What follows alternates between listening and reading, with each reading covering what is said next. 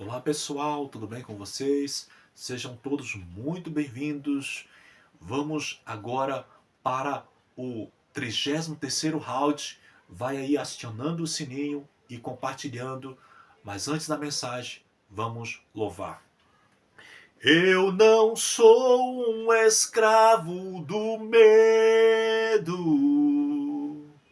Eu sou de Jesus. Eu não sou um escravo do medo, pois sou de Jesus. Levante suas mãos e vamos orar. Grandioso Deus e eterno Pai, pedimos ao Senhor que nos ilumina neste momento, nos abençoe e nos cobre com teu poder, a tua graça e a tua justiça, e nos transforme. No nome de Jesus te pedimos e agradecemos. Amém. Glória, glória, glória a Deus. Quero dizer para você que todo esse vídeo aqui é gravado num simples celular, de forma humilde, simples. Então você vai me perdoando as imperfeições. Hoje o tema é de extrema importância. Nós vamos falar aqui sobre escatologia. E hoje é a introdução da próxima mensagem.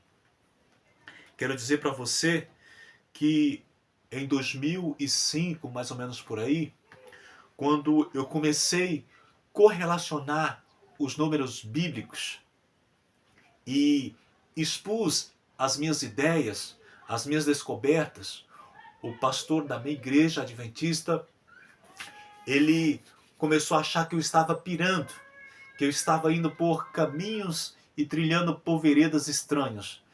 E ele achava que aquilo poderia ser cabala, numerologia, porque ele não sabia ainda, não conhecia ainda escatologia e não sabia nem o significado disso. E eu também, estudando, descobri depois. Escatologia são combinações de números bíblicos, sinais que Deus nos dá, que aponta para profecias do tempo do fim. Então, vamos analisar algumas coisas interessantes aqui. Por exemplo, Abraão, conforme lá no início de Gênesis, vou confirmar aqui, Gênesis no capítulo 11, versículo 26, tem Abraão aos 70 anos de idade. É aos 70 anos de idade que gera a Abraão. E então, Jacó, neto de Abraão, casa com a sua principal mulher, Raquel. E todos os filhos de esposas, concubinas que Jacó teve, era como se fossem filhos de Raquel. E todos eles chegam no Egito em 70 pessoas. Agora, eliminamos aqui o Y, o K, o W, usando o alfabeto antigo, fazemos aquela mesma conta, a soma dos alfabetos nas suas numerações pela sua ordem, do nome de Raquel, e chegamos no número 70. Olha que coisa interessante. E na caminhada para Canaã, do Egito para Canaã, eles param diante de 70 palmeiras. E logo depois, esses números eles sempre aparecem no decorrer da história.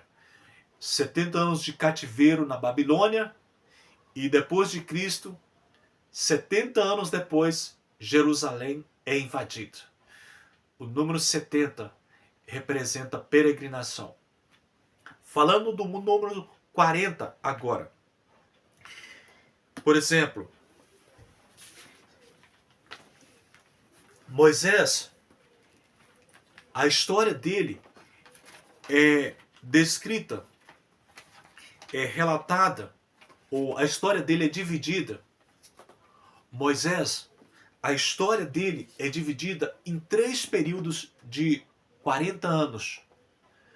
40 anos no Egito, 40 anos em Midian e 40 anos no deserto guiando o povo de Deus. Um total de 120 anos de vida. Mas, voltando ao número 40, falamos muito sobre a sarça. Deus apresenta para Moisés assim,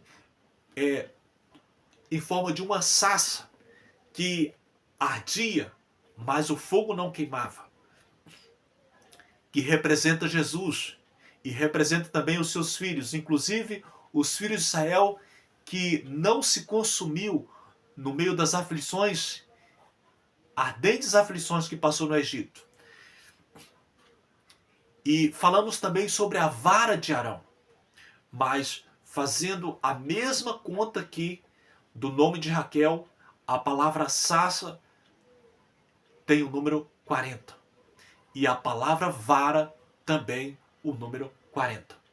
Interessante, falando da vara de Arão, que Deus pediu a Moisés que cortasse uma vara e entregasse a Arão, e a vara não era enterrada, mas colocada diante do Senhor no santuário.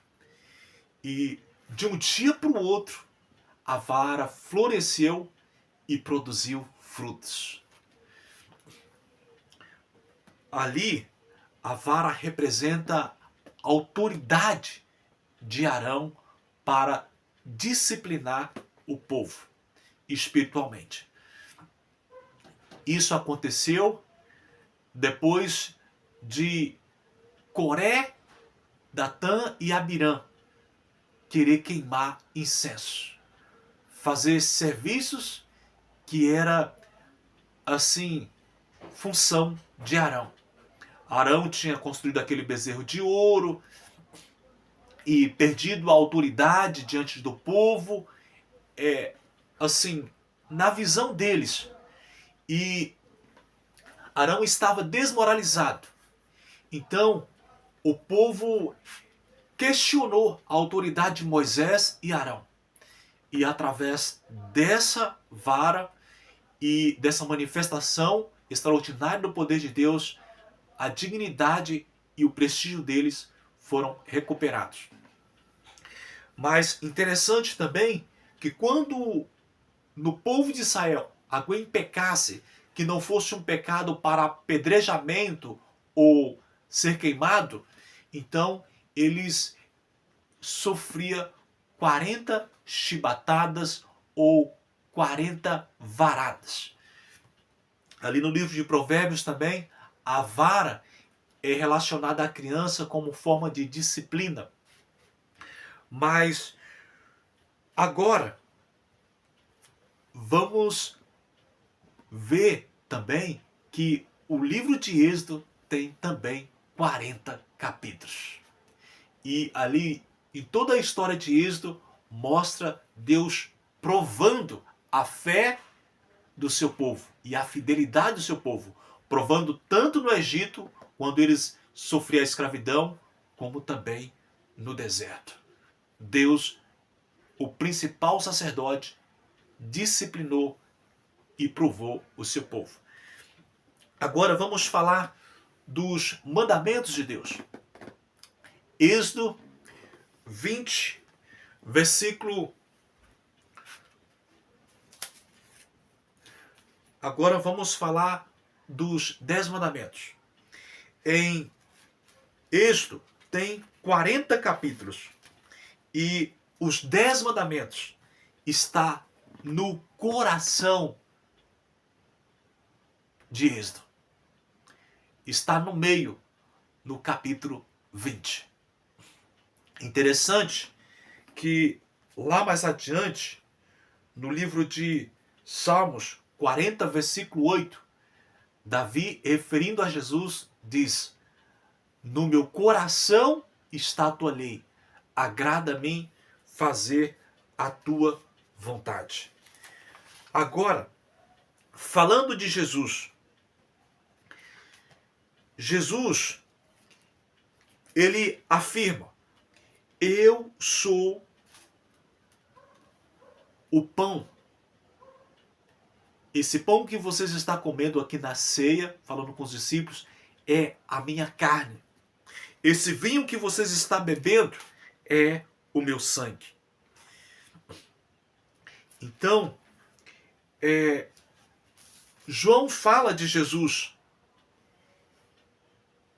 Ele era o Verbo. Ele é o Verbo encarnado, materializado. E Jesus afirma: eu sou a verdade. Eu sou o Verbo. Não somente a verdade, como também o caminho e a vida. Pergunto para você: será que a palavra de Deus ela não pode se materializar numa pessoa? João disse que o Verbo materializou. E em João 12, versículo 50, Jesus diz que os mandamentos dele é a vida eterna. E Jesus, ele afirma também em São João 6, 63, que as palavras dele é espírito e é vida. Imagina o sopro de Deus dando vida a um boneco de barro. Imagina uma palavra de Jesus enviada sendo transformada em cura, materializada em cura. Imagina a palavra de Deus, por meio da palavra de fé, surgir todas as coisas. Aparece céu. Tudo foi criado conforme Deus ia pronunciando, falando. Então, a palavra de Deus, para aqueles que obedecem, ela materializa em milagres extraordinários. Mas então, eu quero mostrar para você aqui que em João, no capítulo 1 e no versículo 39, disse que Jesus aparece para os discípulos de João na hora 10ª. Depois que João fala que Jesus era o Verbo que materializou, então esse verbo aqui pode se referir aos 10 mandamentos. Aqui aparece no capítulo 1, versículo 39 de João, que Jesus aparece para os discípulos do próprio João na hora 10ª. Uma referência aos 10 mandamentos. Interessante também que no capítulo 4 de João, no verso 52, Jesus envia uma palavra e imediatamente aquela palavra cura o filho do alto oficial na hora 7ª. E no verso 54 do capítulo 4 de João, chama aquele acontecimento de sinal. E logo em seguida, no capítulo 5 de João, aparece o sábado, que é dito lá em Êxodo e Ezequiel, que é um sinal que liga, um elo que liga Deus a seu povo e seu povo a Deus, como pai e filho. Então, a 7ª hora aqui é uma referência ao sábado. Jesus é os 10 mandamentos encarnado, materializado, e Jesus também é o sábado, encarnado e materializado. Se você crê ou não, paciência. Mas eu quero dizer para você que você não deve ignorar isso aqui. Se o sopro de vida, o sopro de Deus gera vida, se a palavra de Deus, pela palavra de Deus, materializa todas as coisas, se anjo pode aparecer e desaparecer, pode tornar visível e invisível, o Espírito Santo habita conosco hoje de forma invisível. Mas quem diz que no céu nós não vamos ver e até mesmo conversar com o Espírito Santo? Isso aqui é muito profundo. Mas quero dizer também para você que os números 6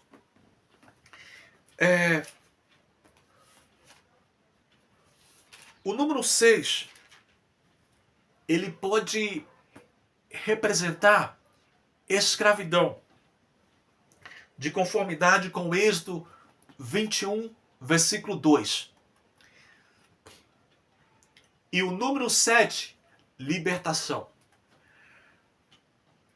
Interessante que conforme Marcos 15 e 25, Jesus ficou 6 horas na cruz,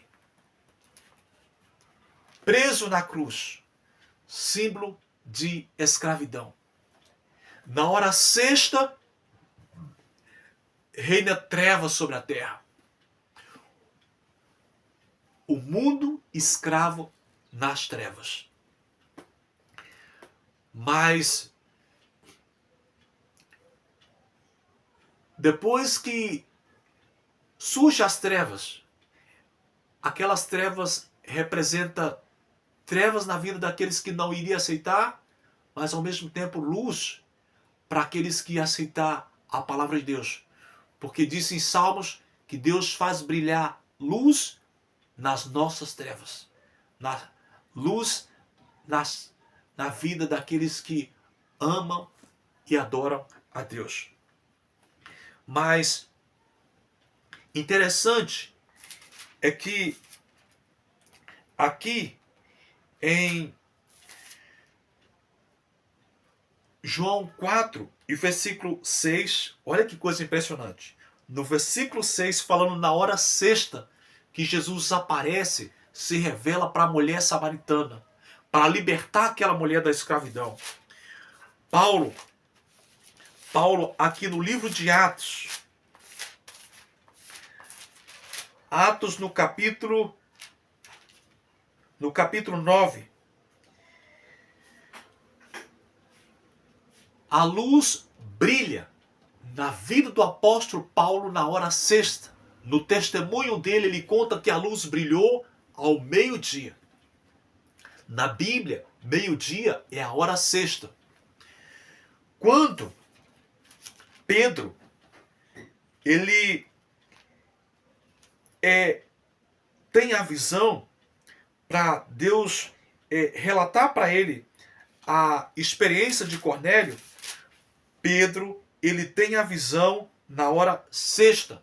Atos 10 e versículo 9. Na hora sexta. Interessante que é ao meio-dia também que os irmãos de José almoçam com ele. Então, a luz de Deus é como a luz da aurora que vai brilhando mais e mais até esse dia perfeito. E qual é a hora perfeita do dia? A hora sexta.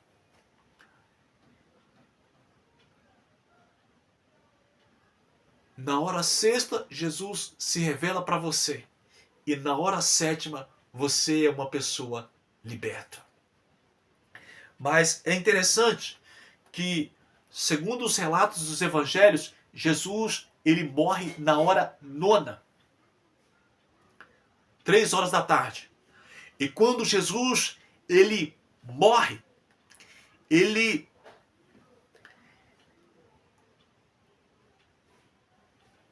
a descida de Jesus, a morte de Jesus levanta muitos.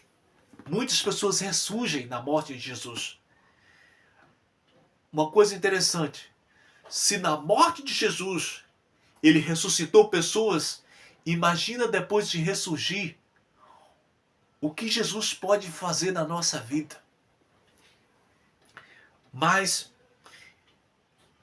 na hora nona, aquelas pessoas ressurgiram e foram libertas da sepultura. Interessante também que a criança ela fica presa no ventre por 9 meses. E depois de 9 meses, a criança sai das trevas para a luz do dia. E aqui, em Atos 10, no versículo 9, Deus, ele dá a visão para Pedro. Aquilo referindo tanto à alimentação, mas trazendo uma lição maior, apresentando pessoas, a intenção de Deus e o propósito de Deus é resgatar pessoas da treva, inclusive Cornélio. Mas relacionado aqui à alimentação, Pedro passou no teste, mesmo na visão. 3 vezes ele decidiu firmemente não se contaminar com coisas imundas e nem com coisas comuns. Carne imunda ou carne comum.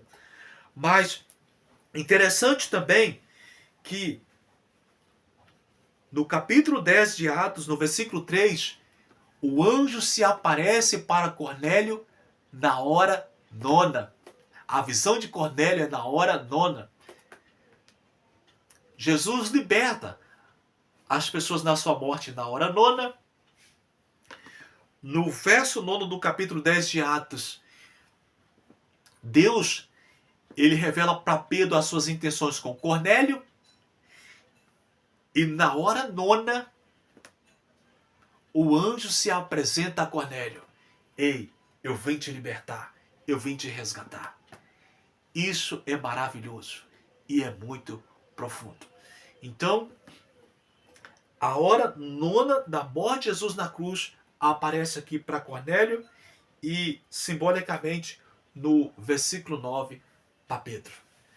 E isso é tão interessante que ali nos Salmos 118 aparece várias vezes a palavra misericórdia. E se você pegar a palavra misericórdia ali e fazer essa brincadeira que eu estou falando com você, vai aparecer o número 118, o número do capítulo que está esse salmo, e várias vezes seguida a palavra misericórdia.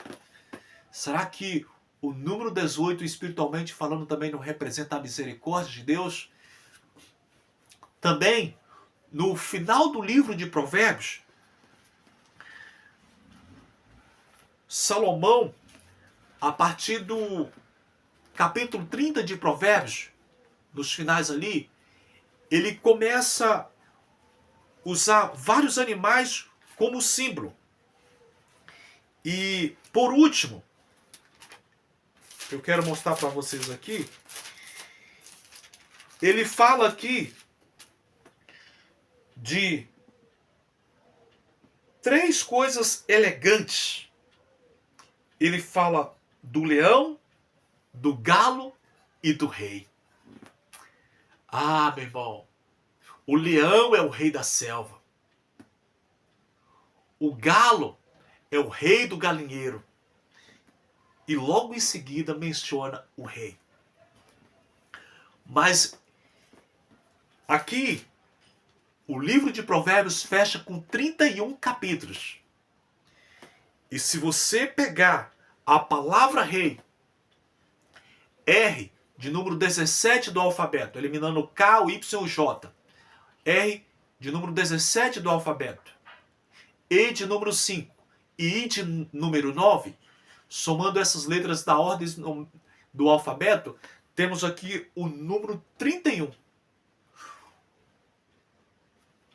31 do rei Salomão, 31 do livro de Provérbios e da última pessoa que ele menciona no capítulo 30. E aqui a mulher era para mencionar a rainha virtuosa, o louvor à rainha virtuosa. Mas aqui, para ser mais abrangente e falar de todas as mulheres de uma forma geral, ele usa a palavra mulher virtuosa, que também é a rainha do lar. Então, todas as minhas analogias parecem loucura, mas ela faz real sentido. Que Deus ilumine a mim e a você e nos prepara e abre a nossa mente para entendermos a próxima mensagem, porque, eu repito, essa é uma introdução da próxima mensagem. Vamos orar? Grandioso Deus e eterno Pai, muito obrigado, Senhor, por todas essas revelações. Por favor, meu Pai, abre a nossa mente para que possamos entender de forma ampla e plena a palavra do Senhor, os propósitos e os mistérios do Senhor, os desígnios do Senhor. E que nada venha a ser segredos para aqueles que têm uma mente espiritual, que têm a mente de Cristo e que anda em comunhão com Deus, adorando aquele que é eterno e bendito. Amém. Nos transforma, nos abençoa e envia-nos a tua luz para que nos guie na tua verdade e no teu santo monte. Eu te peço e agradeço em nome de Jesus. Amém, amém, amém e amém. Louvado seja o nome do Senhor. Que Deus te abençoe e te guarde em nome de Jesus. Osana, termina aqui, Osana, por favor.